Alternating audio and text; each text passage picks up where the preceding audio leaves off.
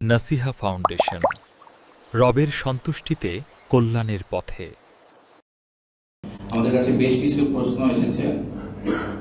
প্রথম যে প্রশ্নটা, হজ ফরজ হওয়ার আগেই সামর্থ্য হলে উমরা করা উচিত নাকি হজ সামর্থ্য হওয়া পর্যন্ত অপেক্ষা করব? হজ ফরজ হওয়ার আগে সামর্থ্য হলে মানে সামর্থ্য যদি হজের সামর্থ্য হয় হজ করবেন, আর উমরার সামর্থ্য হলে উমরা ফরজ কেউ বলে নেই। সুতরাং আপনি অপেক্ষা করবেন, যদি হজ এবং উমরা দুইটা আপনার পালন করার সামর্থ্য হয় আপনি একসাথে হজ এবং উমরা দুটাই আদায় করবেন। জি, কারণ উমরা ফরজ নয়, যতক্ষণ পর্যন্ত হজ ফরজ না হবে ততক্ষণ পর্যন্ত উমরা ফরজ হবে না। জি, সামর্থ্য হওয়ার পর কতদিনের মধ্যে হজ সম্পন্ন করা উচিত? হ্যাঁ, রাসূলুল্লাহ সাল্লাল্লাহু আলাইহি ওয়াসাল্লাম এটা বলেছেন, হাদিসের মধ্যে এসেছে, তোমাদের মধ্যে যে ব্যক্তি মানে হজ যার উপর ফরজ হয়েছে সে যেন মান আরাদাল হাজ্জা ফালিয়াতাআজ্জাল, সে যেন যত দ্রুত সম্ভব হজ করে, যত দ্রুত সম্ভব হজ করে। ফলে আল্লাহ রাসূল সাল্লাল্লাহু আলাইহি ওয়াসাল্লাম হজকে 1 বছর নির্দিষ্ট কারণে ডিলে করেছেন। যদি কোনো কারণ না থাকে ডিলে না করাই হচ্ছে সুন্নাহ। যে বছর ফরজ হয়েছে সে বছরই আবু বকর রাদিয়াল্লাহু তাআলা নির্দেশ দিয়েছেন হজ করার জন্য, এবং সেই বছরই আবু বকর রাদিয়াল্লাহু তাআলা আনহু কি করেছেন, একদল সাহাবীকে নিয়ে হজ করেছেন। কিন্তু পরিবেশ এমন ছিল যে আল্লাহর ঘর এখনো কি হয়নি, আল্লাহর ঘর এখনো পরিপূর্ণরূপে কলুষমুক্ত হয়নি। এখনো মুশরিকরা আল্লাহর ঘরে চতুর্দিকে হজ করতে আসতো। আরাফাত, মুজদালিফা এবং মিনার এই জায়গাগুলোতে মুশরিকরা থাকতো, মুশরিকরা আসতো। তো মুশরিকদেরকে যাতে করে হজের ব্যাপারে ক্লিয়ার কনসেপ্ট করে দেওয়া হয়, ক্লিয়ার করে দেওয়া হয়, এই জন্য রাসূলুল্লাহ সাল্লাল্লাহু আলাইহি ওয়াসাল্লাম এই জায়গাগুলো পরিচ্ছন্ন করার জন্য আবু বকর রাদিয়াল্লাহু পাঠালেন যে যাও, আল্লাহর পক্ষ থেকে নতুন ঘোষণা আসছে।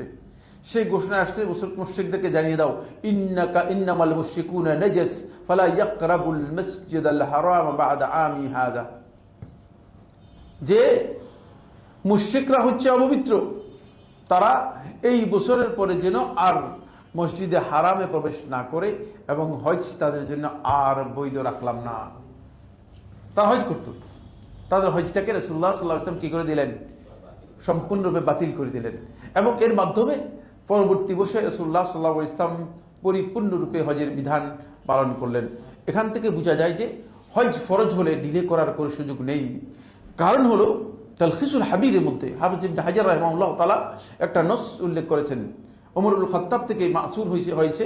কেউ কেউ এটাকে মরফু বর্ণনা করেছেন, মরফু বর্ণনা শুদ্ধ নয়, মওকুফ বর্ণনা সহিহ, এবং এটাকে হাসান বলেছেন ইবনে হাজার রহমাতুল্লাহ আলাইহি, মওকুফটাকে হাসান বলেছেন ইবনে হাজার রহমাতুল্লাহ আলাইহি তালখিসুল হাবিরের মধ্যে।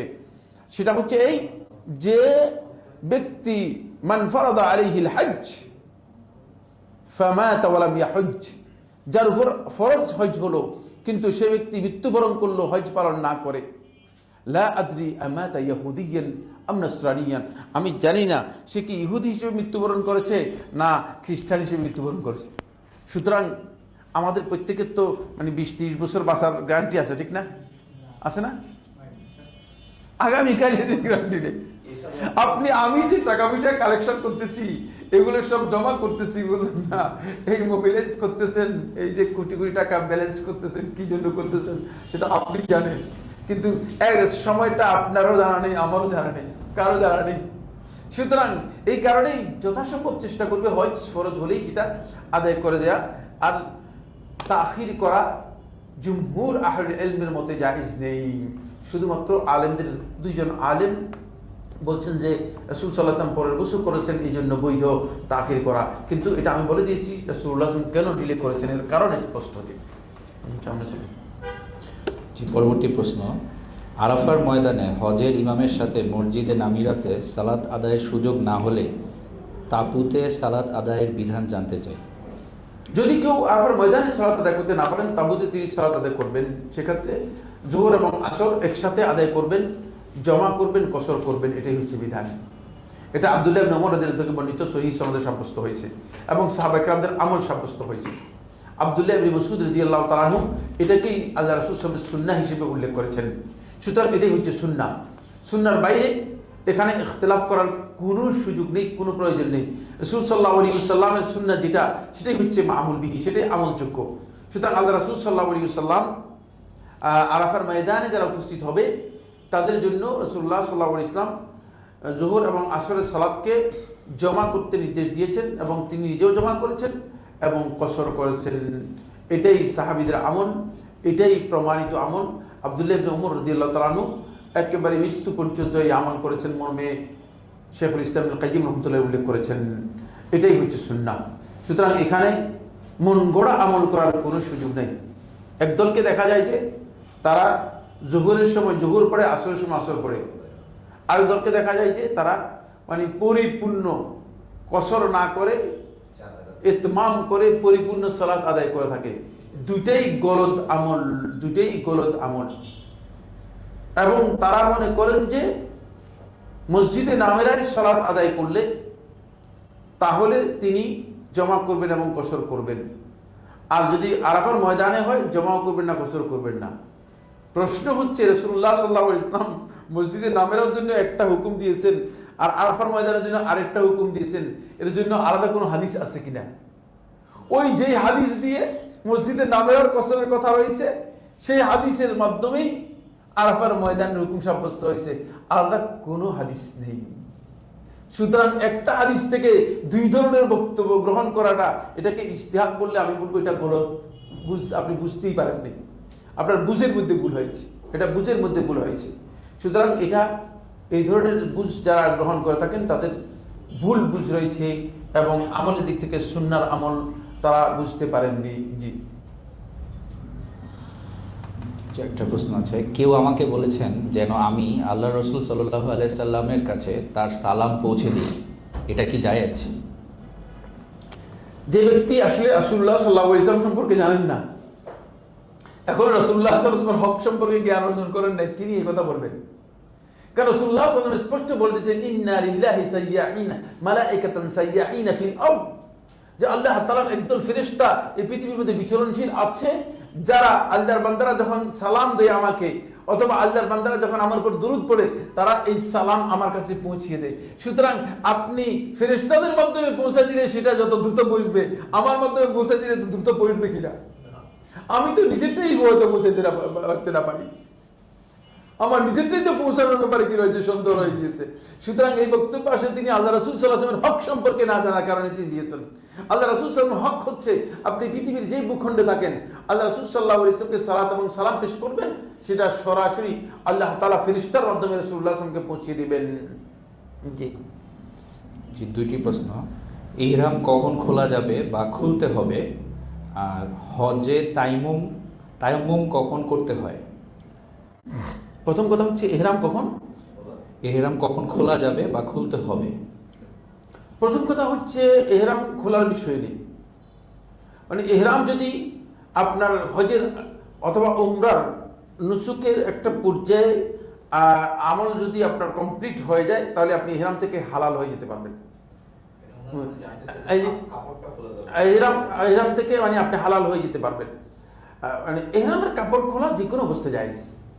আপনি টয়লেটে গেলেও খুলতে পারবেন, আপনি গোসল করতে গেলেও খুলতে পারবেন, আপনি গোসল করতে গিয়ে আপনি ইহরামের কাপড় খুলে গামছা পরে আপনি গোসল করতে পারবেন, সবটাই জায়েজ।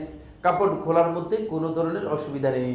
কাপড় খোলার কথা যদি বলে থাকেন এই মাসালা, মানে কাপড় খোলা যে কোনো সময় আপনি কাপড় খুলতে পারবেন, তবে মানুষদের সামনে কাপড় খুলে লেনটা হবে, এটা জায়েজ নেই, এটা জানেন নিশ্চয়ই।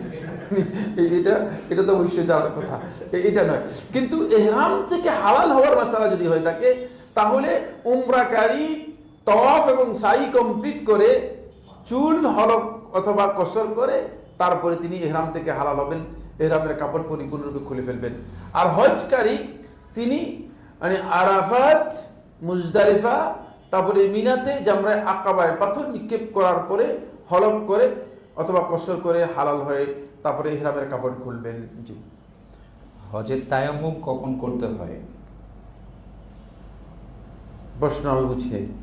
হজের তায়াম্মুম কখন করতে হয়? হজের জন্য কোনো তায়াম্মুম আছে বলে কোনো বিধান, হজের জন্য আলাদা কোনো তায়াম্মুম নেই। হজের জন্য কোনো তায়াম্মুম নেই।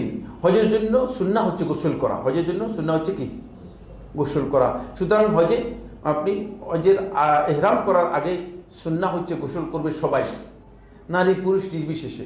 এমনকি ওই সমস্ত নারীদের উপরে গোসল সুন্নাহ যে সমস্ত নারীদের ঋতু হচ্ছে অথবা প্রসব হচ্ছে অথবা যে সমস্ত নারীদের ফলস বিল্ডিং হচ্ছে, সকলের জন্য সুন্নাহ হচ্ছে গোসল করা।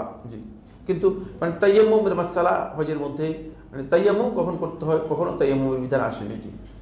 পরবর্তী প্রশ্ন, যে ব্যক্তি হজে তামাত্তু করেছে তাকে কি হজের জন্য আলাদা করে তাওয়াফ ও সাই করতে হবে, নাকি উমরার তাওয়াফ ও সাই তার জন্য যথেষ্ট? হজের তাওয়াফ এবং সাই তার উপর দুইটাই ফরজ, আলাদাভাবে করতে হবে, আলাদাভাবে করতে হবে। উমরার তাওয়াফ এবং সাই উমরার জন্য, যেহেতু তিনি উমরা আলাদা করতেছেন, হজ কি আলাদা করতেছেন, সুতরাং উমরা তাওয়াফ সাই তার হজের তাওয়াফ সাই থেকে যথেষ্ট হবে না। এক্ষেত্রে তিনি অবশ্যই হজের জন্য তাওয়াফ এবং সাই আলাদা করবেন। আমাদের বাংলাদেশি হাজি সাহেবদের অনেকেরই হজ হয় না, একটা কারণে, সেটা হচ্ছে তারা সাই করেন না। তাদেরকে একদল লোক ফতোয়া দিয়ে, উল্টা ফতোয়া দিয়ে বলেন যে আপনি যদি আগে সাই করে ফেলেন তাহলে আর সাই করতে হবে না।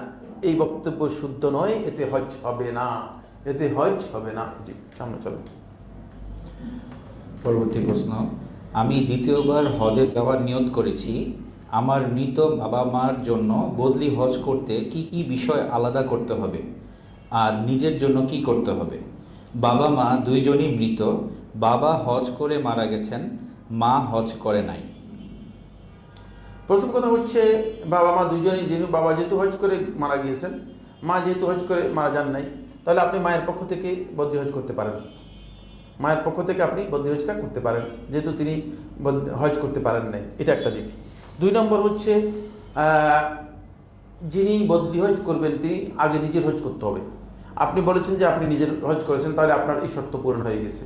3 নম্বর যে পয়েন্টটি, সেটা হলো আপনাকে অবশ্যই ইহরামের সময়, যখন আপনি ইহরাম করবেন, ইহরামের সময় আপনাকে অবশ্যই নিয়ত করতে হবে তার পক্ষ থেকে, নিয়তটা হবে তার পক্ষ থেকে। আল্লাহুম্মা হাজ্জাতান অথবা আল্লাহুম্মা উমরাতান আন অমুকের পক্ষ থেকে নাম উল্লেখ করে দিবেন, নাম উল্লেখ করে যে অমুকের পক্ষ থেকে আমি উমরা অথবা হজের নিয়ত করতেছি, এবং তালবিয়া পাঠ করবেন, তার পক্ষ থেকে তালবিয়া পাঠ করবেন, তার পক্ষ থেকে তালবিয়া পাঠ করবেন, এবং প্রত্যেকটি জায়গায় মূলত তার পক্ষ থেকে আল্লাহ তাআলার কাছে দোয়া করবেন, নিজের জন্য দোয়া করবেন। আপনি এর মাধ্যমে, 4 নম্বর কথা হচ্ছে, এর মাধ্যমে আপনি কিন্তু হজের সওয়াব পেয়ে যাবেন। আপনি যে হজের সওয়াব থেকে মাহরুম হয়ে যাবেন ব্যাপারটা এমন নয়। আপনি হজের সওয়াব কি করবেন, পেয়ে যাবেন। বাকি মানে আপনি তার হজ আদায় করার কারণে তিনিও আপনার কি মানে হজের সওয়াব পেয়ে যাবে। আল্লাহ রাব্বুল আলামিন মানে দুইজনকেই হজের সওয়াব দিয়ে দিবেন। এই ক্ষেত্রে যখন হজের ইহরাম করবেন তখনও তার নাম উল্লেখ করবেন, যখন উমরার ইহরাম করবেন তখনও তার নাম উল্লেখ করবেন, এবং মানে যখন হাদি জবে করা হবে তার পক্ষ থেকে হবে। হাদি যখন জবে করা হবে সেটা কি তার পক্ষ থেকে হবে, এটা আপনি নিশ্চিত করবেন, এবং তার পক্ষ থেকে জবে করবেন। এই ক্ষেত্রে উত্তম হচ্ছে হজে তামাত্তু করা। যদিও আলেমদের মধ্যে কেউ কেউ বলেছেন যে হজে ইফরাদ করাটা উত্তম, সঠিক নয়, বরং উত্তম হচ্ছে হজে তামাত্তু করা। সহিহ মুসলিমে লাকিত ইবনে সাবির রাদিয়াল্লাহু তাআলা বর্ণনা করেন, তিনি জিজ্ঞেস করেছেন তার আব্বার হজের সম্পর্কে। আল্লাহ রাসূল সাল্লাল্লাহু আলাইহি ওয়াসাল্লামকে, যে আল্লাহ রাসূল সাল্লাল্লাহু আলাইহি ওয়াসাল্লাম, আমার আব্বা হজ না করে মারা গিয়েছেন, তিনি হজ করতে পারেন নাই, তারপর হজ ফরজ ছিল কিন্তু হজ আদায় করতে পারেন নাই। তখন রাসূলুল্লাহ সাল্লাল্লাহু আলাইহি ওয়াসাল্লাম এই প্রশ্নের উত্তরের মধ্যে আল্লাহ রাসূল সাল্লাল্লাহু আলাইহি ওয়াসাল্লাম বলেছেন যে হুজ্জা আন আবিকা ওয়া আতামির, তুমি তোমার বাবার পক্ষ থেকে হজ এবং উমরা দুইটা পালন করো। এখান থেকে বোঝা যায় হজ এবং উমরা দুইটাই করাটা হচ্ছে বদলি হজকারীদের জন্য উত্তম। সেক্ষেত্রে হজ এবং উমরা দুইটাই করবেন। জি। হজে মক্কা গিয়ে সরাসরি দেশে চলে আসলে কি হজ হবে যদি মদিনা না যাই? হ্যাঁ, হজের সাথে মদিনা এর কোনো সম্পর্ক নেই, হজের আহকামের সাথে মদিনার কোনো সম্পর্ক নেই। যদি আপনি মক্কায় গিয়ে হজের আহকাম, মক্কায় গিয়ে হজের আহকাম তো পালন করতে হবে, মক্কায় গিয়ে চলে আসলেন তাহলে তো হবে না। মক্কায় গিয়ে যদি হজের আহকামগুলো সব পালন করে আসেন আর মদিনায় যদি না যান, এতে কোনো ধরনের হজের ক্ষতি হবে না, এবং এটা হজ মাবরুর হতেও কোনো ক্ষতি নেই। কিন্তু যদি মদিনায় আপনি যান, তাহলে আপনি অবশ্যই মদিনাতে রাসূল সাল্লাল্লাহু আলাইহি ওয়াসাল্লামের রওদাতে সালাত আদায় করবেন, মসজিদে নববীর জিয়ারত করবেন, এবং রাসূল সাল্লাল্লাহু আলাইহি ওয়াসাল্লামের কবরে সালাম দিবেন।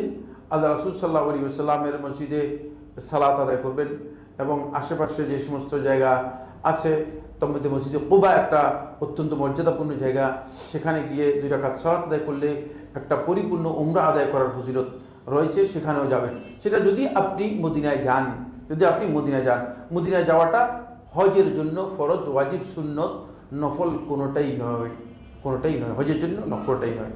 কিন্তু যেহেতু আমাদের বাংলাদেশ থেকে যারা যায়, এরা তো জীবনে যায়ই একবার, আর তো সময় পাবে না।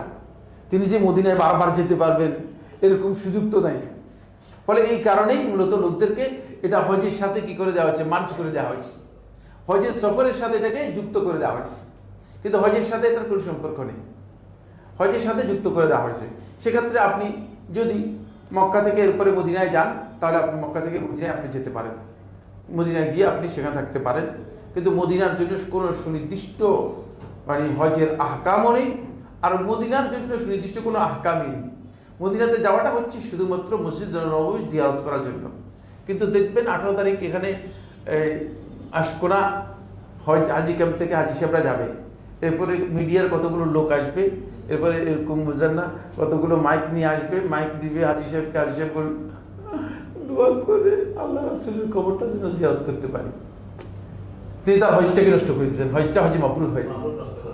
কারণ তিনি ওই যে তখন পর্যন্ত আপনাদেরকে বললাম বের হবেন, যে আপনি কিভাবে বের হবেন, তিনি বুঝে না যে তিনি মানে বের হয়েছেন কি কাজের জন্য, তিনি যাচ্ছেন কোথায়। গলদ কথা, গলদ। আপনি তো এটা একবার দুইবার আপনারা দেখেন তো, অপেক্ষা করে দেখেন টেলিভিশনের মধ্যে প্রায় প্রতি বছরে দেখি যে হাজী সাহেবদের একটাই কথা, তারা তো হজে যাচ্ছে না, তা আল্লাহর ঘরের সম্মানার্থেও যাচ্ছে না, আল্লাহর ঘরের মর্যাদার বিষয়ে তাদের কাছে উল্লেখ নেই। তারা বলতেছেন যে আমরা যেন মদিনায় যেতে পারি, আমরা যেন আল্লাহ রাসূল সাল্লাল্লাহু আলাইহি ওয়াসাল্লামকে সালাম দিতে পারি, আমরা দোয়া করেন যেন আল্লাহ রাসূল সাল্লাল্লাহু আলাইহি ওয়াসাল্লাম মসজিদের কাছে, মানে মসজিদের কথা বলে না, আল্লাহ রাসূল সাল্লাল্লাহু আলাইহি ওয়াসাল্লামের কবরের সামনে যেন দাঁড়াতে পারি। আরে বাবা, এগুলো তো সব কবর পূজারীদের কথা বলে দিলেন, সবটাই তো বরবাদ, সবটাই তো আকীদা নষ্ট। আল্লাহ রাসূল সাল্লাল্লাহু আলাইহি ওয়াসাল্লামের সম্মান রয়েছে, কোনো সন্দেহ নেই, আল্লাহ রাসূলের কবরের সম্মান রয়েছে, কিন্তু সম্মানের জায়গাটুকু নির্দিষ্ট করা আছে, ফিক্সড করা আছে, সেটা আপনাকে আমাকে বুঝতে হবে। আল্লাহর ঘরের সাথে, আল্লাহর ঘরের মর্যাদার সাথে এই বিষয়গুলো কোনোভাবে যায় না। আল্লাহর ঘরের মর্যাদার বিষয়গুলোকে আপনাকে ক্লিয়ার বুঝতে হবে। যদি আল্লাহর ঘরের মর্যাদা না বুঝেন তাহলে আপনি কিন্তু ভুল বুঝেছেন, এই জন্য এটা আপনাকে ক্লিয়ার করতে হবে। জি, একজন বোন প্রশ্ন করেছেন, কয়েক বছর আগে আমি পবিত্র হজ পালন করতে গিয়েছিলাম, তখন আমি নিকাব পরে হজ আদায় করি। তখন আমি নিকাব পরে হজ আদায় করি। পরে আমার জানা হয়েছে যে হজের সময় নারীদের মুখটা ঢেকে রাখা জায়েজ নয়, কিন্তু যখন আমি নিকাব পরেছিলাম তখন নির্ভরযোগ্য সূত্র থেকে আমাকে জানানো হয়েছিল যে এটা জায়েজ। এখন আমার হজ কি সহি হয়েছে? হ্যাঁ, আপনার হজ সহি হয়ে গেছে, যেহেতু আপনি একজন আলেমের ইজতিহাদ নিয়ে হজটা করেছেন। যদিও তার ফতোয়া ভুল হয়েছে, কিন্তু আপনার হজ সহি হয়ে গিয়েছে। তবে আপনার এই আমলটুকু মানে সঠিক ছিল না, যিনি ফতোয়া দিয়েছেন তিনি ভুল ফতোয়া দিয়েছেন। রাসূলুল্লাহ সাল্লাল্লাহু আলাইহি ওয়াসাল্লাম আব্দুল্লাহ ইবনে আব্বাস বর্ণিত সহিহ বুখারী হাদিসের মধ্যে এসেছে, ওয়ালা তানতাকিবুল মারআতু ওয়ালা তালবাসুল কুফাযাইনি, নারী কোনো অবস্থায় নিকাব পরবে না এবং হাত মোজা পরবে না, নিকাব পরবে না এবং হাত মোজা পরবে না। সুতরাং নিকাব পরে আপনি যে হজটা করেছেন, যিনি জায়েজ বলেছেন তিনি ভুল মাসআলা দিয়েছেন।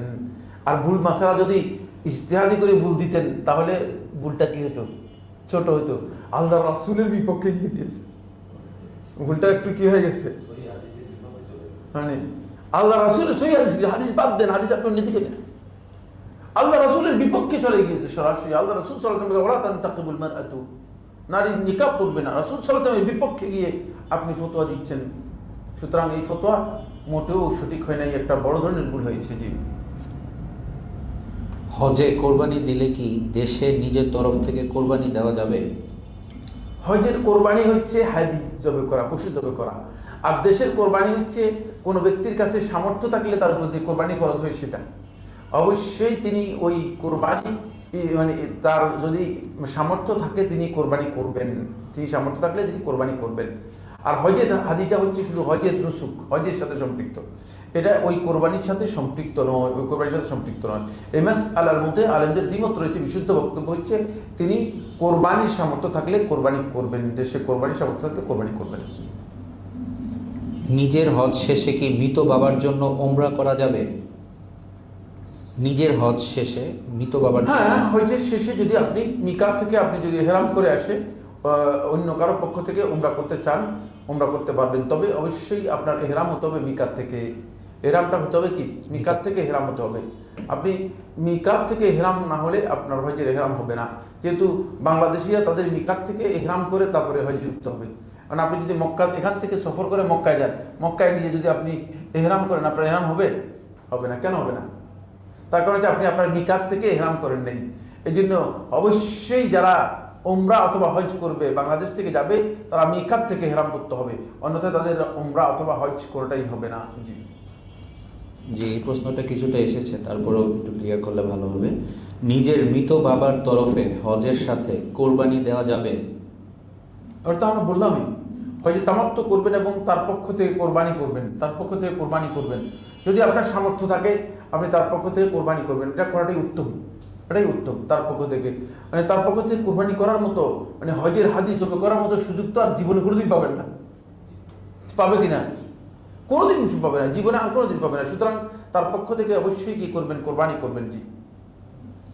হারাম শরীফকে কেন্দ্র করে 7 তাওয়াফের সময় কি কোনো দোয়া পড়তে হয়?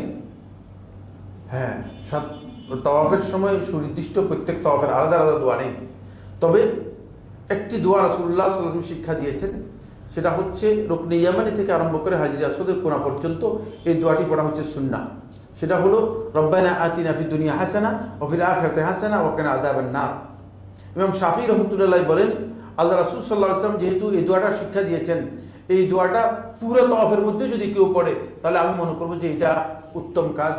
আর এছাড়া আপনি যে কোনো দোয়া করতে পারেন, সেখানে আপনি দরুদও পড়তে পারেন, দোয়াও করতে পারেন। আমরা একটা বিষয়ে গুরুত্ব দিয়েছি, সেটা হলো এই দোয়া এর ক্ষেত্রে দোয়া দুই প্রকার। এটা কি আপনারা জানেন তো? না, দোয়া যে দুই প্রকার আপনারা জানেন তো? কে সবাই?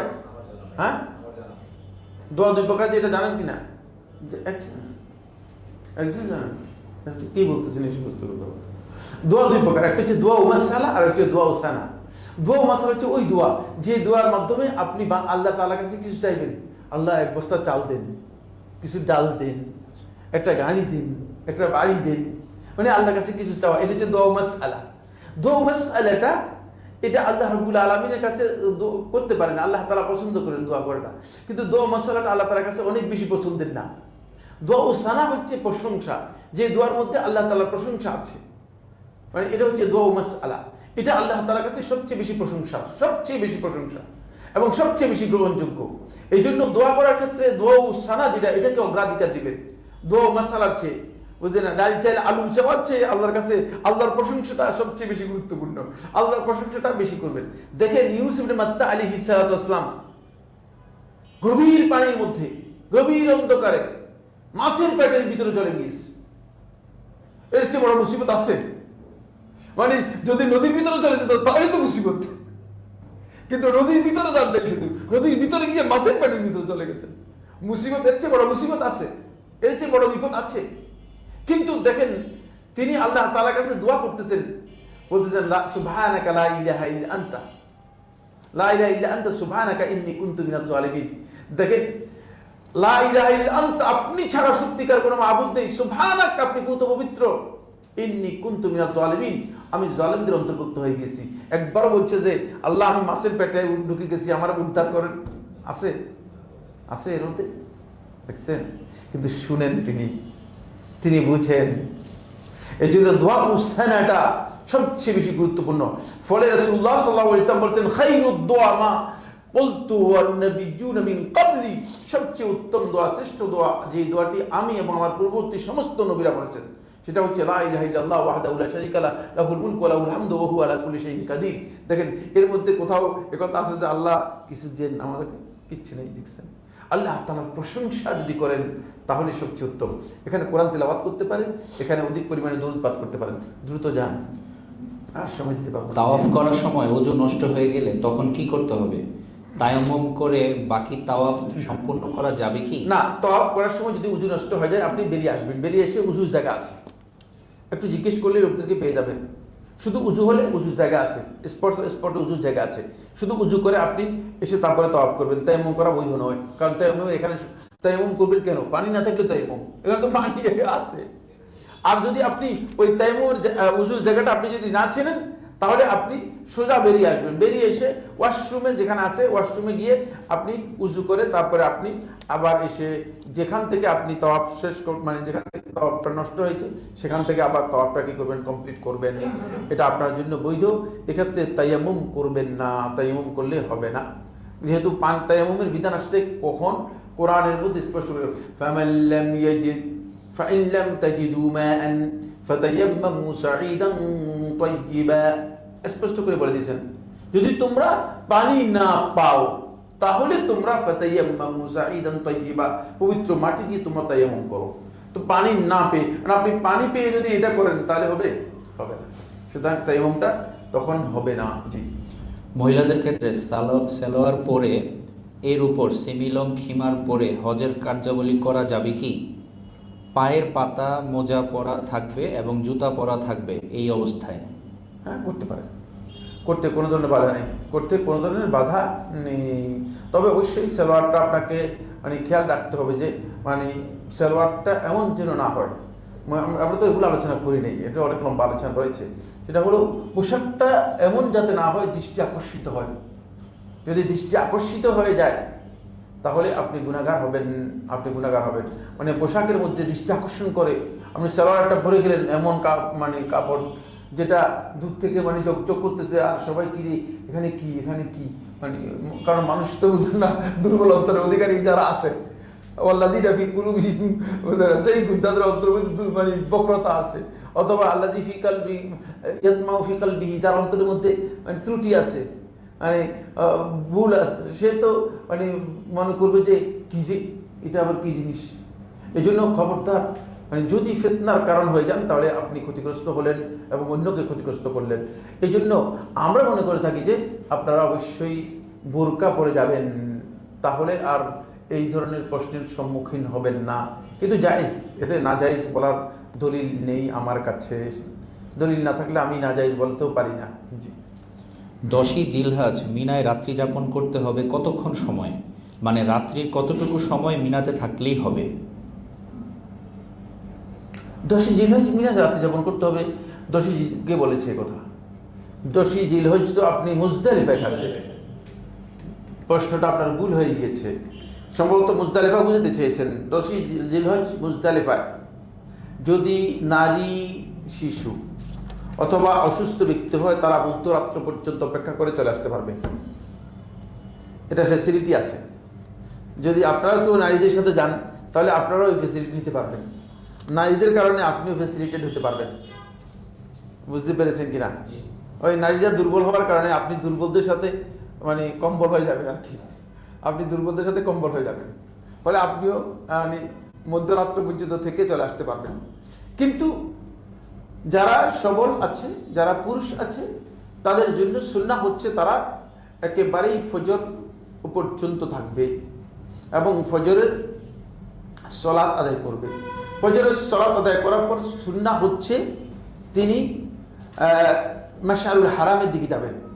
মাশআরুল হারাম, সেখানে একটা ছোট্ট পাহাড় রয়েছে, আগে আর একটু উঁচা ছিল, এখন মানুষ মানে ওই যে মাটি নিতে নিতে নিতে নিতে আস্তে আস্তে পাহাড় প্রায় মিশে আসে, মানে ছোট হয়ে গেছে।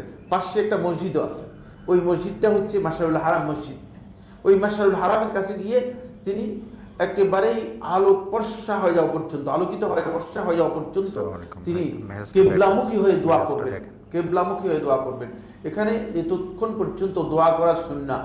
সুতরাং আমি আগেই বলেছি, আপনি যদি সুন্নাহকে ডিসকাউন্ট করেন তাহলে হজ্জে মাবরুরের ডিসকাউন্ট হয়ে যাবে। তো আপনি সুন্নাহকে ডিসকাউন্ট করার কোনো সুযোগ নেই, সুন্নাহকে আপনাকে বাদ দিয়ে আসার কোনো প্রয়োজন নেই। আর এসে কি করবেন? আপনি গিয়েছেন হজ করার জন্য, আপনি এখানে কি কারণে আপনি এই সমস্ত কাজ করবেন? এটা করার কোন দরকার নেই। আপনি এরপরে আপনি সূর্য উদিত হওয়ার আগেই মুজদালিফা থেকে রওনা করবেন মিনার উদ্দেশ্যে। আসার সময় আপনি ইচ্ছা করলে 60টি কঙ্কর সেখান থেকেও কালেক্ট করতে পারেন, অথবা 3 দিনের কঙ্কর পুরাটাই এখান থেকে কালেক্ট করতে পারেন। যে কোথাও থেকে মিনা থেকেও কালেক্ট করতে পারবেন, এখান থেকেও কালেক্ট করতে পারবেন। মুজদালিফাতেও অ্যাভেলেবেল পাওয়া যায়, মিনাতেও অ্যাভেলেবেল পাওয়া যায়। সেক্ষেত্রে আপনি মুজদালিফা থেকেও পরিপূর্ণ মানে কঙ্কর যেগুলো আছে সেগুলো কালেক্ট করে আসার সময় নিয়ে আসবেন সোজা আপনি একেবারে ডাইরেক্ট চলে যাবেন প্রথমেই মানে জামারাতে, জামরায় আকাবায় যাবেন। প্রথম যেটা পড়ে সেটা হচ্ছে ছোট জামারা, তারপরে হচ্ছে মধ্যম জামারা, তারপরে করে মক্কার কাছে হচ্ছে বড় জামারা, জামরায় আকাবা বলা হয়ে থাকে। জামরায় আকাবায় গিয়ে 7টি পাথর নিক্ষেপ করবেন। সুতরাং এটা হচ্ছে মূলত মুজদালিফার বিধান, মিনার নয়। যে 12ই জিলহজ নাকি 13ই জিলহজ কোন দিনে মিনা ত্যাগ করা উত্তম? যদি উত্তম বলেন, নবী সাল্লাল্লাহু আলাইহি ওয়াসাল্লাম যেটা করেছেন সেটাই উত্তম। সেটা হলো 13ই জিলহজ, 13ই জিলহজ বিকাল বেলায়। কিন্তু হাজী সাহেবদেরকে তো তালাশ করেই পাওয়া যায় না। হাজী সাহেবরা 12 তারিখেই তো মানে এমনভাবে পালিয়ে যায় যে আর হাজী পাওয়া যায় না। লাইট টাইট বন্ধ করে দেয়, মানে পানি ইলেকট্রিসিটি সবটাই বন্ধ করে দেয়। বলতে হয় মুআল্লিমের কাছ অফিসে গিয়ে যে আমাদের 10 জন হাজী থাকবে, তাদের জন্য অন্তপক্ষে একটা লাইট চালু রাখবেন, পানি টানি চালু রাখবেন। অবস্থা এমন হয়ে গেছে। অথচ নবী সাল্লাল্লাহু আলাইহি ওয়াসাল্লাম 3 দিনই ছিলেন। ওই তাড়াহুড়া করতে করতে আমরা এমন তাড়াহুড়া করে ফেলছি যে শেষ পর্যন্ত, আর নবী সাল্লাল্লাহু আলাইহি ওয়াসাল্লাম যে আমলটা করেছেন, সে আমলটা আমার করার কথা ছিল সেটা বাদ দিয়ে দিয়েছেন। এই জন্য এবছর গত বছর আমাদের হাজী সাহেবদের একজনকেও আমি কি করি নাই, অ্যালাউ করি না, বলছি এখানে থাকেন, মানে ওখানে খাবার বন্ধ, মানে হোটেলে খাবার বন্ধ। খাবার যদি বন্ধ হয় করে দেন, তাহলে আর না থেকে যাবে কোথায়? কারণ ওখানে খেতে কিনে খেতে হবে, বুঝতে পেরেছে কিনা? ওখানে খাবার বন্ধ, এখানেই খাবার। যদি এখানে খাবার হয় তাহলে তার, আর এখানে আলহামদুলিল্লাহ এখন ভালো খাবারের ব্যবস্থা আছে, এসি রয়েছে, টয়লেট রয়েছে। কি কারণে হাজী সাহেবরা মানে এত অস্থিরতা দেখায়? মানে যে এসি আছে, আর এই বছর হয়তো একটা অন্যরকম একটা হজ হবে, কারণ পরিবেশটা খুবই ভালো একটা সময় হজ হচ্ছে, খুবই ভালো সময়, প্রচণ্ড গরমও না, মানে ঠান্ডাও না, মানে সুতরাং হজটা খুব ভালো সময়ের মধ্যে হওয়ার কারণে দেখবেন যে আরামদায়ক একটা হজ হবে, আরামদায়ক একটা হজ হবে। তো এই ক্ষেত্রে মানে কোনো দরকার নেই তাড়াহুড়ো করার। মানে একদিন আগে চলে আসলেন, এসে কোথায় যাবেন? আপনি তো জানেন যে আপনার ফ্লাইট নির্দিষ্ট, ঠিক না? একদিন আগে আসেন, মানে 2 দিন আগে আসেন, কিন্তু ফ্লাইট তার আগে নিয়ে আসতে পারবেন না। আপনি তো ওই নির্দিষ্ট ফ্লাইটেই আসতে হবে। সুতরাং এই তাড়াহুড়ো না করে সুন্নাহর অনুসরণ করাটাই হচ্ছে উত্তম। জি, কিন্তু যদি কেউ অসুস্থ থাকেন, কারো যদি সমস্যা থাকে, তিনি চলে আসলে কোনো অসুবিধা নেই। জি, ইহরাম বাঁধা অবস্থায় নারীরা কিভাবে মুখের পর্দা করবে? এই সময় মুখের পর্দা কি জরুরি? হ্যাঁ, মুখের পর্দা করা জরুরি।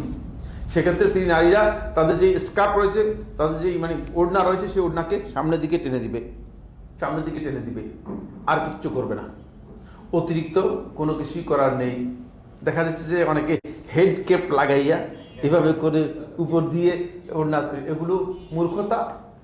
নারীদের জন্য হেড কেপ পরা জায়েজ নেই, হারাম।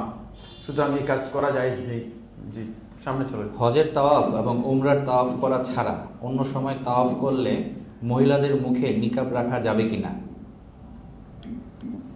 মানে শুধু তাওয়াফের সময় নিকাব রাখা? হ্যাঁ, ইহরামের সাথে নিকাব সম্পৃক্ত, নিকাব তাওয়াফের সাথে সম্পৃক্ত নয়।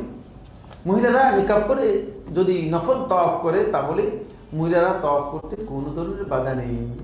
নিকাবটা শুধুমাত্র নিষেধ করা হয়েছে কিসের জন্য? ইহরামের জন্য। হাত মোজা নিষেধ করা হয়েছে শুধুমাত্র ইহরামের জন্য। আর ইহরাম ছাড়া অন্য যে কোনো সময় মহিলারা ব্যবহার করতে পারবে।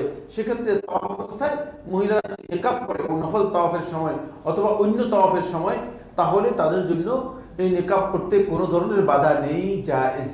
জি, আমি আমার উপর ফরজ হজ ইতিমধ্যে আদায় করেছি, আমি আমার মৃত মায়ের বদলি হজ করতে চাচ্ছি, সেক্ষেত্রে সফরের প্রথম উমরা কার নামে করব? যেহেতু আপনার মায়ের পক্ষ থেকে আপনি হজ করতে চাচ্ছেন, সুতরাং আপনি উমরা আপনার মায়ের নামে করবেন, মায়ের পক্ষ থেকে করবেন। উমরা আপনি মিকাত থেকে যখন করবেন, তখন আপনার মায়ের পক্ষ থেকে করবেন, এবং উমরা মায়ের পক্ষ থেকে আদায় করবেন। এটাই হচ্ছে সুন্নাহ। আর এটাকেই আল্লাহ রাব্বুল আলামিন নির্দেশ দিয়েছেন, ওয়া আতিম্মুল হাজ্জ ওয়াল উমরাতা লিল্লাহ। হজ এবং উমরা দুটোই আল্লাহর সন্তুষ্টির জন্য তোমরা পরিপূর্ণরূপে আদায় করো। তাহলে আপনি আপনার মায়ের পক্ষ থেকে হজ এবং উমরা দুটাকে আদায় করতে পারলেন। আর এটা খেয়াল রাখবেন, আমি আগে বলে দিয়েছি, এখনো বলছি, সেটা হলো এই, মানে হজ এবং উমরা আপনি আপনার মায়ের পক্ষ থেকে আদায় করলে আপনার পক্ষ থেকে এর সব আপনি পেয়ে যাবেন, এর সব আপনি কি পেয়ে যাবেন। সুতরাং আপনার অস্থিরতার কোনো কারণ নেই যে আপনার মায়ের পক্ষ থেকে করলে আপনি কোনো মাহরুম হয়ে যাচ্ছেন কিনা। আল্লাহ তাআলার এখানে অভাব নেই। আল্লাহ তাআলাকে আপনি চিন্তা করতেছেন আপনার মতো, মানে আপনার 10 টাকা পকেটের মধ্যে আছে, যদি খরচ হয়ে যায় মানে 5 টাকা, তাহলে তো 5 টাকা হয়ে যাবে, এই চিন্তা করতেছেন। আল্লাহ তাআলার কাছে যেটা আছে, মা ইনদাল্লাহি লা ইয়ানফাদ, যেটা আল্লাহর কাছে যেটা শেষ হওয়ার না, এটা কোনোদিন শেষ হয় না, এটা কোনোদিন শেষ হয় না। সুতরাং আল্লাহ তাআলার কাছে এই চিন্তা করার কোনো সুযোগ নেই। আল্লাহ তাআলা বান্দাকে দিবেন না দিবেন, এর পরে কিছুই কমাতে পারবেন না, কিছু কমবে না, সবটাই আল্লাহ তাআলার কাছে রয়েছে। জি, যার নিজের ফরজ হজ বাকি আছে এবং বাবা মা বাবা বা মায়ের বদলি হজের ক্ষেত্রে ওই ব্যক্তি হজের আরকানসমূহ দুইবার করে করবেন, যেমন ফরজ তাওয়াফ ও চুল কর্তন ইত্যাদি? না, এই ধরনের কোনো হজ করতে পারবেন না। হজের আপনাকে মিকাত থেকে একটাই নিয়ত করে যেতে হবে, সেটা আপনার নিজের হজ বাকি থাকলে প্রথমে আপনার হজটা আপনি করবেন। এই সফরে দুটি হজ করার কোনো বিধান নেই। আর মিকাত থেকে 2 হজের নিয়ত করা, তাহলে হজ কোনোটাই হবে না। কালকে কোথায় যিনি বলেছিলাম যে হজ এবং ওমরা কোনোটাই হয় নাই, কার একটা মাসালার উত্তরের মধ্যে বলে দিয়েছিলাম হজ এবং ওমরা দুটোই হয় নাই। ফতোয়ার কারণে অনেকের হজ এবং ওমরা হয় না। হয়তো কেউ এই ধরনের একটা ফতোয়া দিয়ে দিয়েছে যে আপনি দুটো করে ওমরা তওয়াফ করে ফেলবেন। না, তামাশা নয়, ইবাদত। খেয়াল রাখবেন যে ইবাদত কি নয়, তামাশা নয়। মানে আল্লাহ তাআলার সাথে তামাশা করার জন্য যাচ্ছেন, ব্যাপারটা এরকম না। এটা বিধান আছে, ওই বিধানের বাইরে গিয়ে যদি কেউ করে থাকেন তাহলে তার সেটা কি হবে না, আদায় হবে না, তার সাথে আদায় হবে না। সুতরাং আপনি আপনার পক্ষ থেকে আদায় করবেন, এটাই। জি, সময় শেষ, কিন্তু আর সময় নেই। মসজিদে কুবায় 2 রাকাত নামাজ আদায়ের জন্য কি নির্দিষ্ট কোনো দিন আছে? না, নির্দিষ্ট কোনো দিন নির্ধারণ নেই। তবে রাসূলুল্লাহ সাল্লাল্লাহু আলাইহি ওয়াসাল্লাম শনিবারে যেতেন, পায়ে হেঁটে যেতেন, হাদিস দ্বারা প্রমাণিত হয়েছে। যদি কেউ শনিবারে যান তিনি যেতে পারেন, কিন্তু যে কোনো দিন যান তাহলে তিনি এই ফজিলত পেয়ে যাবেন। তবে শনিবার কেউ যদি রাসূলুল্লাহ সাল্লাল্লাহু আলাইহি ওয়াসাল্লাম অনুসরণ করে শনিবারে যান তাহলে সেটাও যেতে পারেন। তবে শনিবারকে নির্দিষ্ট করে নেওয়ার বাধ্যবাধকতা নেই, মানে এই ফজিলতের জন্য বাধ্যবাধকতা নেই। জি, এই ফজিলত আপনি শনিবার ছাড়াও যদি যান তাহলে আপনি পেয়ে যাবেন ইনশাআল্লাহ তাআলা। পরবর্তী প্রশ্ন, আমি জানতে চাই, যদি কোনো নারী হজে তামাত্তু করার নিয়ত করে বাড়ি থেকে বের হন এবং তার মাসিক শুরু হয়ে যায়, ফলে তিনি আগে উমরা আদায় করতে না পারেন, আর এই অবস্থায় জিলহজ মাসের 8 তারিখ এসে যায়, তাহলে তিনি কি করবেন? মাসিকের কারণে উমরা আগে আদায় করতে না পারলেও কি তিনি তামাত্তু হজ করতে পারবেন? তাকে কি তার নিয়ত পরিবর্তন করতে হবে? না, কিছু করতে হবে না, নিয়ত পরিবর্তন করতে হবে না। তার তামাত্তু মানে তার উমরা তিনি পালন করতে পারেন নাই, তিনি মানে এরপরে 8 তারিখে তিনি হজের নিয়ত করে ফেলবেন। 8 তারিখে তিনি হজের নিয়ত করে ফেলে হজে প্রবেশ করে যাবেন। হজে প্রবেশ করে হজের আহকামগুলো যেগুলো আছে সেগুলো পালন করবেন। যখন তাহারাত হাসিল হবে তখন তিনি আল্লাহর ঘরে তওয়াফ এবং সাই করবেন, আল্লাহর ঘরে তওয়াফ এবং সাই করবেন। এর মাধ্যমে তার হজ এবং উমরা দুটেই পালন হয়ে যাবে। জি। যদি আপনার সাথে নারী ও বয়স্ক মানুষ থাকে যাদের দেখাশোনা করতে হয়, তাহলে তাওয়াফ করার সময় এবং সাফা মারওয়ার মাঝে সাই করার সময় দ্রুত হাঁটা না হলে কি কোনো সমস্যা হবে? না, কোনো সমস্যা নেই। অসুস্থ লোক আছে, বৃদ্ধ লোক আছে, এখন এই বৃদ্ধ লোকেরা আপনি যদি আপনি এ কাজ করতে যাবেন না, এ কাজ করতে যাবেন না। তখন আপনি যথাসম্ভব চেষ্টা করবেন যে মানে যেখানে দ্রুত হাঁটার সেখানে যদি সম্ভব হয় দ্রুত হাঁটবেন, আর নয় স্বাভাবিকভাবে হেঁটে আস্তে আস্তে কী করবেন, আস্তে আস্তে আপনি সাই করবেন। তবে মানে অবশ্যই খেয়াল রাখতে হবে যে কারো যদি শারীরিক কারণে, অক্ষমতার কারণে যদি শরীয়তের কোনো বিধান থাকে সেই বিধান বাদ পড়ে যায়। একটা মূলনীতি আমি বলে দিচ্ছি, একটা ফিকহি মূলনীতি বলে দিচ্ছি সবার জন্য, একটা ফিকহি মূলনীতি সবার জন্য বলে দিচ্ছি। লা ওয়াজিবা মাআল আজজি ওয়াল উজর, খুবই গুরুত্বপূর্ণ বিষয়। কোনো আজজ, অক্ষমতা অথবা অজুর যদি থেকে যায় তাহলে আর শরীয়তের ওয়াজিব তার উপর থাকে না, ওয়াজিব রহিত হয়ে যায়। বুঝতে পেরেছেন বিষয়টা? সুতরাং এই বাধ্যবাধকতার বিধান রহিত হয়ে যাবে যদি আজজ এবং অজুর থাকে, অক্ষমতা থাকে। অক্ষমতার মাসালা আসলে ইসলাম এখানে উদারতা প্রদর্শন করেছে। এটার নাম হচ্ছে ইসলাম, এটা হচ্ছে ইসলামের সৌন্দর্য, ইসলামের সৌন্দর্য। সামনে চলেন, সময় শেষ হয়ে গেছে, আজান হয়ে গেছে। বড় প্রশ্ন, আমি অনেক আগে হজে গিয়েছিলাম, তাওয়াফে ইফাদা করার সময় এক চক্করে আমি হিজরে হাতিমে ঢুকে পড়েছিলাম, এটা না জেনে যে এটি কাবার অংশ। এ বিষয়ে সন্দেহ হয়, আমি আমার সাথে সাথে থাকা লোকদেরকে জিজ্ঞেস করি। তাদের একজন বলেন যে আমার তাওয়াফ সই হয়েছে, কারণ আমি 6টি চক্কর সব সঠিকভাবে করেছি এবং এটা আবু হানিফা রহমতুল্লাহ আলাইহির মাযহাব অনুযায়ী গ্রহণযোগ্য। এরপর আমি বিভিন্ন বছরে একাধিক উমরা করেছি। আমি হারামের আশেপাশে একটি তথ্যকেন্দ্রে গিয়ে আমার তাওয়াফ সম্পর্কে জিজ্ঞাসা করলে শাহেক বলেন এটি সহি হয়েছে, তবে পরবর্তীতে যেন ঠিকভাবে করি। এরপর আমি ইন্টারনেটে বিভিন্ন ফতোয়া কেন্দ্রের আলেমদের কাছে জিজ্ঞাসা করি এবং ভিন্ন ভিন্ন উত্তর পাই। কেউ কেউ বলেন আমাকে তাওয়াফ পুনরায় করতে হবে। এ বিষয়ে আপনার পরামর্শ কি? প্রথম কথা হচ্ছে সেটা হলো এই যে আপনার মানে তাওয়াফ সহি হয়নি, যেহেতু একটি চক্কর আপনার শুদ্ধ হয়নি। তাওয়াফের 7 চক্করই মূলত ফরজ, 7 চক্করই রুকুন। রাসূলুল্লাহ সাল্লাল্লাহু আলাইহি ওয়াসাল্লাম হাদিস থেকে বোঝা যায় মান তাওয়াফা বিল বাইতি উসবুআন, যে ব্যক্তি আল্লাহর ঘরে 7 চক্কর তাওয়াফ করলো। সুতরাং 7 চক্কর পুরোটাই কি বাধ্যতামূলক, পুরোটাই ফরজ। আপনার যেহেতু একটা চক্কর তাওয়াফ হয়নি, আপনি আবু হানিফা রাহমাতুল্লাহ আলাইহি মাযহাব থেকে তৈরি করেছেন জানি না, এটা নিজে তৈরি করেছেন। ফিকহ হানাফি ফিকহের মধ্যেও এই কথা বলা হয়েছে, হাতিমের মাঝখান দিয়ে যদি তাওয়াফ করে তাহলে তাওয়াফ হবে না। কারণ আপনি মনে করছেন যে এখানে মানে বেআক্কল বেহুকুব বসে আছে, না, সমস্ত মাযহাবের কিতাব সবগুলো পড়া, বুঝতে পেরেছেন কিনা? সমস্ত মাযহাব আল্লাহর মেহরবানি যে সমস্ত মাযহাবের সবগুলো কিতাব পড়া, একবার দুইবার পড়া না, বহু কিতাব আছে বহুবার পড়া, বুঝতে পেরেছেন কিনা? সুতরাং প্রশ্নই আসে না আপনি হানাফি মাযহাবের যে বক্তব্য কোট করেছেন ভুল বক্তব্য কোট করেছেন। হ্যাঁ, এবং আপনি একথা বলেন নাই যে মানে আপনি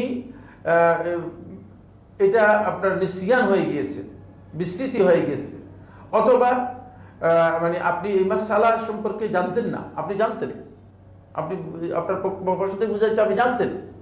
সুতরাং এটা তাওয়াফ হয়নি। যদি জানতেন না হতো তাহলে কেউ কেউ ফতোয়া দিতে পারতেন যে না জানার কারণে আপনার তাওয়াফ হয়ে গিয়েছে, অথবা বিস্তৃত হয়ে গিয়েছে তাহলে আপনার তাওয়াফ হয়ে গেছে, কেউ কেউ ফতোয়া দিতে পারতেন। সুতরাং যারা এই ফতোয়া দিয়েছেন তাদের ফতোয়া সঠিক হয়নি, সেক্ষেত্রে আপনার মানে তাওয়াফ পরিপূর্ণরূপে আদায় হয়নি, আপনার তাওয়াফটা পরিপূর্ণরূপে আদায় হয়নি। আপনি উচিত ছিল আপনার এই বিষয়ে তাৎক্ষণিকভাবে সেখানেই মাসআলা জেনে আপনি আলেমদের কাছ থেকে ফতোয়া নেওয়া। যদি কোনো আলেমের কাছ থেকে ফতোয়া নিতেন তাহলে ভালো হতো। এখন বহু বছর আগের মাসআলা এখন জিজ্ঞেস করতেছেন কি জন্য? না, এখন তার করার কিছুই নেই, এখন আপনার আর কিচ্ছু করার নেই। মানে আগের মাসআলা মানে এখন আর কিছুই করার নেই, এখন শুধু আল্লাহ তাআলার কাছে ইস্তেগফার করবে, ক্ষমা প্রার্থনা করবে, যে আল্লাহ তাআলার কাছে ক্ষমা প্রার্থনা করবে, আল্লাহ আমার মানে না জানার কারণে অথবা ভুলের কারণে হয়েছে। আরেকটি মাসআলা কেন উল্লেখ করেছেন সেটা হচ্ছে আমার কনফিউশন হয়েছে, এই কথার মধ্যেও আরেকটা কথা রয়ে গেছে, সেটা হচ্ছে এই, যদি কনফিউশনটা ওয়াসওয়াসা হয়ে থাকে তাহলে হুকুম কিন্তু ভিন্ন হবে। এইটা মানে এখানে স্পষ্ট করেন নেই। ফেক অত্যন্ত মানে প্রত্যেকটা শব্দের কিন্তু আলাদা আলাদা মিনিং রয়েছে, বুঝতে পেরেছেন কিনা? যদি কনফিউশনটা ওয়াসওয়াসা হয়ে থাকে তাহলে কিন্তু এর হুকুম ভিন্ন হবে। কিন্তু আপনি ক্লিয়ার করেন নাই আপনার বক্তব্য থেকে। ক্লিয়ার আমি যেটা বুঝতে পেরেছি সেটা হচ্ছে আপনি জানেন হুকুম, কিন্তু আপনি এই হুকুমটা জেনেও আপনি কি করেছেন, এই ভুলটা করে ফেলেছেন। ফলে আপনি পরবর্তীতে আবার বিভিন্ন জায়গায় করেছেন, কিন্তু জিজ্ঞেস করে বিভিন্ন ধরনের এরকম যারা না জেনে ফতোয়া দিত তারা বিভিন্ন ধরনের কথা বলবেই, তো এক ধরনের কথা বলবে না, জানতে তো হবে, তারপরে কথা বলতে হবে। সুতরাং এক্ষেত্রে অবশ্যই আপনার এই কাজটি ভুল হয়েছে। আল্লাহ তাআলার কাছে তওবা করেন, আল্লাহ তাআলা অবশ্যই ক্ষমা করে দিতে পারেন।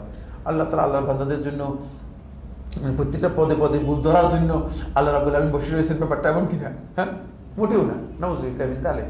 বান্দাদের ভুল ধরা আল্লাহ তাআলার কাজ নয়, বান্দাকে শাস্তি দেওয়া আল্লাহ তাআলার কাজ নয়। বান্দার অপরাধ হলে আল্লাহর কাছে ক্ষমা চাইলে ক্ষমা করা হচ্ছে আল্লাহর কাজ, বুঝতে পেরেছেন? এটা হচ্ছে আল্লাহ তাআলার কাজ। সামনে যান, জি, সময় নেই, সময় শেষ। 3 প্রকার হজের মধ্যে সবচেয়ে উত্তম কোনটি? সবচেয়ে উত্তম হচ্ছে তামাত্তু হজ করা। 3 প্রকার হজের মধ্যে সবচেয়ে উত্তম হচ্ছে তামাত্তু হজ করা। জি। তাওয়াফ শেষ করার পর জমজমের পানি খাওয়া এবং মাথায় ঢালা সুন্নত নাকি? তাওয়াফ শেষ করার পর না, তাওয়াফের পরে মাকামে ইব্রাহিমে 2 রাকাত সালাত আদায় করবেন। আপনার ক্রনোলজি ভুল হয়ে গেছে, বুঝতে পেরেছেন? তারপরে আপনার যদি সেটা তাওয়াফে কুদুম হয় অথবা তাওয়াফে উমরা হয় তাহলে আপনি আবার মানে হাজরে আসওয়াদের এখানে আসবেন, হাজরে আসওয়াদকে স্পর্শ করবেন অথবা চুম্বন করবেন। তারপরে গিয়ে আপনি জমজমে অবতরণ করবেন, জমজমে অবতরণ করে তারপরে জমজমের পানি পান করবেন এবং জমজমের পানি শরীরে, গায়ে, মাথায় মাখবেন। এটা জমজমের পানি মুবারক, বরকতময় পানি। এটার যে কোনো ধরনের বরকতের উদ্দেশ্যে যে কোনো ধরনের নিয়ত করে পানি পান করতে পারবেন। জি। কোরবানি পশুর গলায় মালা ঝুলানো এটা কি সুন্নাহ? সুন্নাহ। মালা ঝুলানো বলতে মালা নয়, মানে ফুলের মালা ঝুলানো নয়, ফুলের মালা ঝুলানো নয়। মালা ঝুলানো বলতে বোঝায় যেটা, সেটা হচ্ছে তখনকার সময় মানে পুরাতন জিনিসপত্র, মানে ওই যে জুতা টুতা এগুলো দিয়ে গলার মধ্যে ঝুলিয়ে দিত, এ কথা বোঝার জন্য যে এটা হাদি আল্লাহর ঘরের জন্য, যাতে করে কেউ মানে এর সাথে কোনো ধরনের মানে ব্যতিক্রম আচরণ না করে, এই জন্য। এটা হচ্ছে এই উদ্দেশ্যে। কিন্তু এখন আপনার কোরবানির পশু পাবেন কোথায়? মালা ঝুলাবেন তো দূরের কথা, পশু কোথায়, ঠিক না? আমরা যখন ছিলাম 91, 94, 92, 93, 95 পর্যন্ত পশু সেখানে থাকতো। এরপর বন্ধ করে দেওয়া হয়েছে, মিনার যে মার্কেট রয়েছে সেটা, পশু মানে মিনাতে পাওয়া যেত না। এরপরে সারাইতে পাওয়া যেত, সারাইতে বিশাল মার্কেট ছিল। এটা 98 বা 97 পর্যন্ত। এরপর ব্যাংকের মাধ্যমে এরপর বাইরে চলে গিয়েছে। এখন আপনি বহু দূরে পশু মানে পশু তো আপনি কিনে দেখবেনও না হয়তো, পশু মানে মালা ঝুলাবেন কোত্থেকে। জি, প্রশ্নে আসেন। জি, তাওয়াফ ফজরের সালাতের পরে এবং আসরের সালাতের পর করা কি সুন্নত নাকি যে কোনো সময় করা যাবে? না, তাওয়াফের জন্য ফজরের সালাত অথবা আসরের সালাতকে নির্দিষ্ট করে না সুন্নাহ দ্বারা সাব্যস্ত হয়নি, সুতরাং এটাকে সুন্নত মনে করার কোনো মানে উচিত নয়। কিন্তু ফজরের সালাতের পরে বা আসরের সালাতের পরে যদি কেউ করেন তিনি করতে পারেন, তবে এর টাইমিংটা সুন্নত নির্দিষ্ট করতে হলে দলিল থাকতে হবে। সুন্নতের জন্য কোনো দলিল নেই। যে কোনো সময় আপনি কি করতে পারেন, তাওয়াফটা আপনি করতে পারেন, যে কোনো সময় আপনি তাওয়াফটা করতে পারেন। তবে এক্ষেত্রে ভিড় এড়ানোর জন্য যদি আপনি তাওয়াফ করেন তাহলে আপনি তাওয়াফ করবেন মানে 11:30, 12টার দিকে, তাহলে দেখবেন যে ভিড় কম। আর রাত্রের 11:30, 12টার দিকে, তখন দেখবেন ভিড় কম। মানে অথবা মানে ফজরের মনে করেন 1.5 ঘন্টা বা 2 ঘন্টা আগে, মানে তাহাজ্জুদের আজানের আগে। তাহাজ্জুদের আজান হয়ে গেলে তারা আর তাওয়াফ করতে পারবেন না, ঢুকতে পারবেন না। এই সময়টাতে যদি আপনি ভিড় এড়িয়ে যেতে চান তাহলে আপনি তাওয়াফ করতে আপনার জন্য সহজ হবে। জি, 10ই জিলহজ দিনগত রাতে মিনাতে অবস্থান করতে হয়। সেই ক্ষেত্রে ওই দিন তাওয়াফে জিয়ারত চাইলে মিনাতে কতক্ষণ সময় রাত্রি যাপন করলেই হবে? আপনি যখন তাওয়াফ শেষ করবেন সাথে সাথে মিনাতে চলে আসবেন। তাওয়াফ শেষ করার পরে, তাওয়াফ এবং সাই করার পরে মিনাতে এসে যতক্ষণ থাকতে পারেন আপনার এই হুকুম আদায় হয়ে যাবে, এই হুকুম আদায় হয়ে যাবে। জি, এটা কোনো নির্দিষ্ট সময় নেই যে এতক্ষণ সময় থাকতে হবে। জি, আপনি তাওয়াফ এবং সাই শেষ করে মিনাতে চলে আসবেন। মিনাতে এসে আপনি যতক্ষণ সময় পান ততক্ষণই আপনার হুকুম আদায় হয়ে যাবে। এক্ষেত্রে মানে উত্তম হচ্ছে যেটা, সেটা হলো আপনি প্রথমে তাওয়াফ এবং সাইটা কমপ্লিট করে ফেলবেন। প্রথমে তাওয়াফ এবং সাইটা কমপ্লিট করে ফেলবেন। মানে সমস্ত লোকদের দুর্বলতা হচ্ছে এই জায়গায়, বলে যে আজকে অনেক ভিড় হবে। তো সবাই যদি বলে আজকে অনেক ভিড় হবে, আগামীকাল করবো, তাহলে কি দাঁড়ালো? আগামীকাল আসলে সবচেয়ে বেশি ভিড় হবে, বুঝতে পেরেছেন কিনা? আগামীকাল সবচেয়ে বেশি ভিড় হবে। তা আমার সাথে আজি সাহেবরা যারা গেছে ওরা মনে করছে আমাদের শেখ তো দুর্বল, অসুস্থ মানুষ, মনে করছে যে মানে শেখে নিশ্চয়ই বলবে যে মানে একদিন পরে করার জন্য। আমি তো ডাইরেক্ট বলে দিলাম যে পাথর মেরে আসবেন, সোজা মক্কায় চলে যাবেন, তাওয়াফ এবং সাই করে তারপরে আসবেন এখানে। বলছি কি বলতেছেন শেখ? বলছে এইভাবেই করবেন, এভাবেই করবেন, কারণ সবাই ডিলে করবে, শেষ পর্যন্ত ওই দিন প্রচণ্ড ভিড় হবে। মানে আমি সোজা, আমার সাথে কয়েকজন ছিল যারা, তাদেরকে নিয়ে আমি চলে গেছি। আমি তাওয়াফ সাই করে এসে তারা দেখে বসে রয়েছে, কি অবস্থা আপনাদের, কি ব্যাপার? বলছে সে ভিড় হবে বলে অনেক বেশি। আমাকে আপনাদেরকে আমি বলে গেলাম কি ভিড় হবে অনেক বেশি, আমি তো করেই চলে আসলাম। তারা তখন দেখলো যে না রে, সবাই বললো যে না, এটা তো মানে আমরা ভুল কাজ করেছি। আর মানে আপনি যেটা মনে করবেন সেটা উল্টা হয়ে যেতে পারে, কোনো ঠিক নেই। সেটা উল্টা মানুষ মানে অধিকাংশ লোকের মধ্যে এটা চেতনা কাজ করে যে মানে ভিড় এড়িয়ে পরের দিন করি। তো পরের দিন করতে গেলে তো পরের দিন সবাই একসাথে গিয়ে এত বেশি ভিড়, পরের দিন যারা তাওয়াফ করতে গিয়েছে তারা একেবারে পিছিয়ে টিসিয়ে অবস্থা খারাপ হয়ে গেছে। তো এটা নির্ভর করে আসলে বুঝতে হয়, পরিস্থিতি সম্পর্কে বুঝতে হয়, অবস্থা সম্পর্কে বুঝতে হয়, অভিজ্ঞতা থাকতে হয়। কিছু বিষয় সেগুলো অভিজ্ঞতার সাথে যুক্ত। জি, শেষ দুইটা প্রশ্ন। যদি কোনো দরিদ্র লোক জীবনযাপনে কষ্টকর করে সঞ্চয় করে হজ করে, তাহলে এটা কি বাড়াবাড়ি হবে নাকি জায়েজ? না, বাড়াবাড়ি ছাড়া কোনো সন্দেহ নেই, বাড়াবাড়ি ছাড়া কোনো সন্দেহ নেই। আল্লাহ তাআলা যেটা করতে বলেন নাই সেটা করতে যাওয়াটাই বাড়াবাড়ি, ঠিক না? আপনি কষ্ট করবেন, আপনি কষ্ট করে টাকা জমা করবেন, কে বলছে আপনাকে এই কাজ করতে? মোটেও আল্লাহর বিধান নয়, আল্লাহর বিধান এটা নয়। আল্লাহর বিধান হচ্ছে আল্লাহ তাআলা যে টাকা দিয়েছেন সেটা খরচ করে ফেলবেন। জমা হয়ে গেলে কোনো কারণে আপনার কোনো হজ ফরজ হবে না, হজ ফরজ হবে না। হজ ফরজ না হলে কোনো অসুবিধা নেই। আমার একটা জুমার খুতবা রয়েছে, যারা হজ আদায় করতে পারবে না, ওই সমস্ত আমল, যে আমলের মাধ্যমে হজ উমরা দুইটার ফজিলত দেশে থেকে পেয়ে যাবেন। বুঝতে পেরেছি না? আমার জুমার একটা খুতবাই রয়েছে আলাদা এই বিষয়ের উপর, জেনে নিবেন এগুলো। তাহলে আপনার দরকার নেই আপনি হজ এবং উমরা সব এমনি এখানে বসে পেয়ে যাবেন, যেখানে ঘরে বসে হজ এবং উমরা সব পেয়ে যাবেন। আপনি কি কারণে মানে নিজে কষ্ট করে, স্ত্রী পুত্র সবাই সন্তানদের কষ্ট করে না খেয়ে আপনি জমা করবেন টাকা? প্রশ্নই আসে না, এই সঞ্চয় করার বিধান নেই। জি, শেষ প্রশ্ন, আরাফার দিন শুক্রবারে হওয়া কি ফজিলতপূর্ণ? হ্যাঁ, ফজিলতে কোনো শুনতে পারি। কারণ হচ্ছে 1 নম্বর হচ্ছে ইয়মে আরাফা, আফদাল আইয়ামিল্লাহ, আল্লাহর শ্রেষ্ঠ দিনগুলোর মধ্যে একটি। এরপরে যুক্ত হয়েছে মানে আল্লাহ তাআলার মানে বছরের মধ্যে সবচেয়ে শ্রেষ্ঠ দিনগুলো রয়েছে, তার মধ্যে ইয়মুল জুমা হচ্ছে শ্রেষ্ঠ দিন। তো দুইটি ফজিলত একসাথ হয়ে গিয়েছে, এইটা কোনো সন্দেহ নেই যে এটি অত্যন্ত মর্যাদাপূর্ণ, এটা অত্যন্ত গুরুত্বপূর্ণ এবং অত্যন্ত মর্যাদাপূর্ণ। ফলে মানে এই দিনটা যদি ইয়মে আরাফা এবং ইয়মুল জুমা একসাথে হয়ে থাকে, তাহলে এটা ফজিলতের দিক থেকে সবচেয়ে বেশি শ্রেষ্ঠ ফজিলতপূর্ণ দিবস। কারণ দুইটা ফজিলত একসাথ হওয়ার কারণে এই ফজিলতটুকু পাওয়া যাবে। জি, শেষ। আলহামদুলিল্লাহ, আমাদের প্রশ্ন সবগুলো শেষ হয়েছে। আলহামদুলিল্লাহ। জি, নাসিহা ফাউন্ডেশন, রবের সন্তুষ্টিতে কল্যাণের পথে।